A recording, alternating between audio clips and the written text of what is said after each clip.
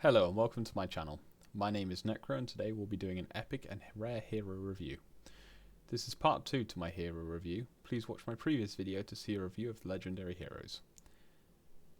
So first up we're going to start with Quartus. This is the first hero that you get in the game. Pretty cool unit, very nice for an epic. Gives you 2 unit buffs, which is very nice. Primary squad attack and primary squad defense. Epic heroes give fairly good numbers on these, so these are not to be sniffed at. Plus, Quartus is fairly easy to get shards for. You get them from just farming just various hostile fleets, which is kind of nice. It's a fairly easy farm. I don't farm that much, which is why I haven't got many shards, but yeah, he's an overall pretty good unit. He also buffs marching speed as well when he's appointed, which is kind of good. This is just a very nice kind of overall use. It's not too impactful, but just for quality of life, it's pretty good. Next up, we have Vex. This is one of my favourite epic heroes. I think he's pretty powerful. He has a couple of really nice buffs. First up, he will buff your Vanguard Veteran's defense, which it's fine. Like, even on an epic, this is still, like, okay, this is usable. He increases support marching speed, which is very nice when you're trying to help your friends. When you're trying to reinforce people, this is where this comes into play. Makes it very, very fast, which is very nice. And lastly, defender attack increased by X amount. This is very, very nice. Because Vex is very easy to get shards for, you can get this up quite high pretty early. And once you appoint him, you know, this is just a really nice buff to always have. Like, getting him to level 7 is pretty reasonable if you farm or play a lot. And increasing your defender's attack by 10% just by having him at this level is very, very good. As you'll see with most of these, I don't tend to take these up past gear power 7. I just kind of want to unlock their last ability, especially if they have a good point buff. I don't tend to take these guys too much higher, and I'll leave them there. I don't really put much XP into them either. You want to focus that on your legendary heroes. Next up, though, this guy might be one of the exceptions to that rule, is Celia. This guy is an absolute beast. He's a mini Calgar. He gives you a Dreadnought attack buff, which is very, very nice, and a Dreadnought HP buff, which is even nicer, as you want to keep your Dreadnoughts alive for as long as possible. These 2 abilities make him very, very useful, and he also has a support marching speed. So if you send this guy with a bunch of Dreadnoughts to help out your friends that are under attack, especially during a kill event, or if you put this guy into the Fort Obsidian as a garrison, he's going to get there fast, and he's going to provide a lot of defensive capabilities by buffing your Dreadnoughts. I'd advise also sending him with Seer, as she will also give a speed up as well as increasing HP and defense of all your troops. So this guy, very, very good. Get him to gear 7, get a little bit of level on him. You don't need to put too much XP into him, but you know, he's overall very good unit. Adremus. Now this guy is pretty cool.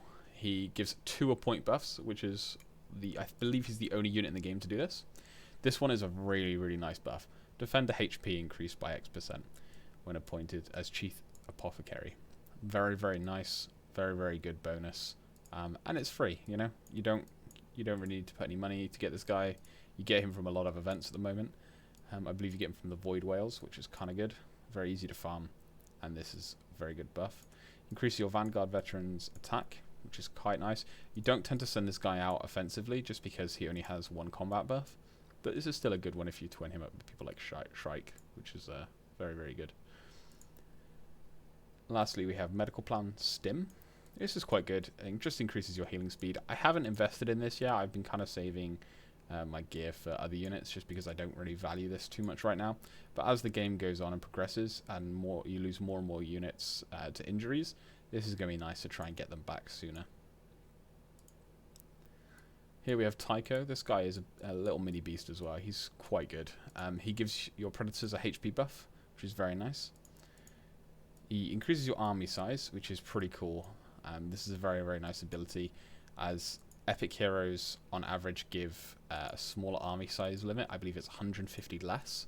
So this makes up, compared to our legendary heroes, so this makes up for the difference between that by just increasing his army size limit.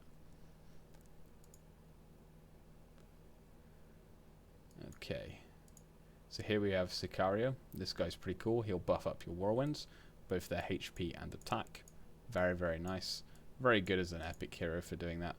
Whirlwind attack, it's one of the most powerful units in the game just based on attack stats. So buffing that even further is pretty good. The HP buff isn't that great, but you know, this is very nice. This is also a pretty cool ability. It's just research speed, but it's, you know, it's just a free ability. So get him up to 7, get this in, and it will help you research just a little bit faster. Now we have Alistair. I have no shards for this guy, so I haven't even touched him in terms of gear. I do want to get some shards for this guy, so I will probably invest in farming him up a bit. So we have Vanguard HP increased. This is fine. Again, it's just a standard combat buff. It's not particularly great. Much rather attack, but we'll take the HP.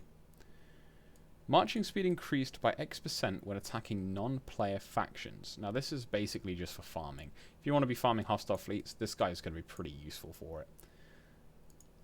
And lastly, hospital capacity increased by X number when appointed as the Reclusiarch. Now this is pretty cool. Hospital capacity is one of the most important factors in this game, as I'm sure you're all aware that if you lose too many troops, a lot more troops than your hospital capacity can carry, then they just die. So trying to increase this number is always good. So next up we're on to the rare heroes, and we're going to start off with probably one of the best units in the game. This guy is on par with legendary heroes simply because he is so easy to farm. As you can see, I have him maxed. You can farm him just by doing expeditions, and he provides 2 amazing unit buffs. He buffs your dreadnought attack by 30% and your dreadnought defense by 18.9% when he is maxed. This makes him stronger as a dreadnought buff than Calgar is at low shard levels. So this guy right now, I would use him over Calgar, and Calgar is probably the best unit in the game. He increases your fuel collecting speed by 27%, which is, you know, pretty useless when it comes to combat, obviously. But, you know, it is kind of useful if you're collecting fuel.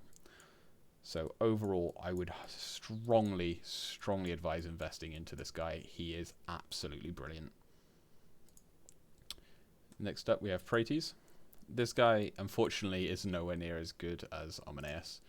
He increases predator defense by a pretty poor number. He allows you to collect plasma faster, which, you know, has its uses for farming.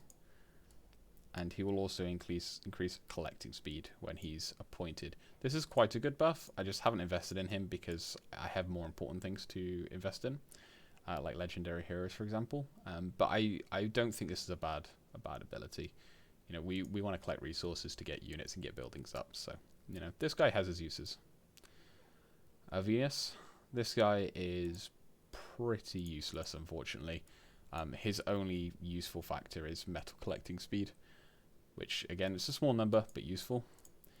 Marching speed increased when attacking non-player factions, so he's, you know, just used for farming.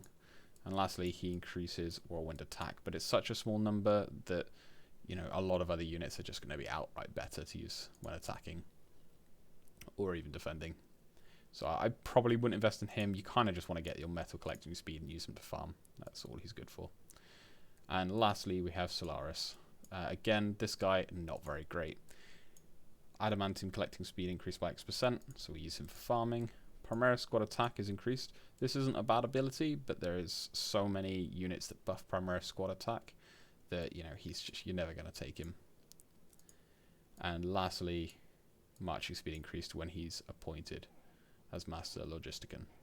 Now this is pretty good, especially when you can get him up to max rank. Again, you can just farm him from expeditions, so he's really easy to get. But it doesn't buff combat, so it's not very interesting, unfortunately. It's just a nice bonus. Eventually, I'll probably get all of my heroes up to gear level 7 just to make sure I've unlocked all of their point skills. I'd strongly advise doing that, but there are some, like Alvenius, that just aren't worth putting it into. Same with pretties. This guy is, yeah, not great. So that's it for today. Thank you all for watching, and tune in next time for a video on how to upgrade your hero's gear and level. Please leave a comment and like and subscribe if you'd like to see more.